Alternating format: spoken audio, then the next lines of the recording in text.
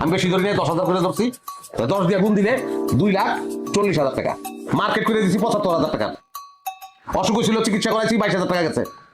2 বছরে 3 দিন সিঙ্গারা খাইছি আমি, 30 টাকা গেছে। অন্যান্য বিবিধ খরচ 9,300 টাকা। টোটাল যোগ করে দাঁড়াইছে গিয়া 3,48,170 টাকা। সি সি জামাই, 2 বছর 30 টাকা সিঙ্গারা খাওয়াইছো, হেটাও লিখে রাখছো? অবশ্যই লিখে রাখুন, কেন লিখে রাখুন না? কারণ এটা টাকা, এটা গাছের পাতা না। 2 লাখ আমি মাইনাস করে দিলাম, হ্যাঁ, 1,48,170 টাকা। আপনার কাছে আমি এখন পাবো 1,48,170 টাকা। টাকা দেন, দেন টাকা দেন। আমি 1 টাকাও দিব না। দেখি তোমার হিসাব দেখি। আমারও তো একটা হিসাব আছে, আমি তোমার হিসাব দেখাইতেছি। কাল শেষ হিসাব করতে করতে কলমের কালি শেষ করে বলেছেন, এখন থামেন আপনি। তুমি আমার মেয়েরে বিয়া করছো 2 বছর, হুম, 2 বছর তার তো বসায় রাখো, কাম করাইছো। সেই কাম বাবদ মাসে যদি 20,000 টাকা বেতন ধরি, বেতন হয় 4,80,000 টাকা। আর আমি তোমারে দিছি 2 লাখ টাকা, তাইলে মোট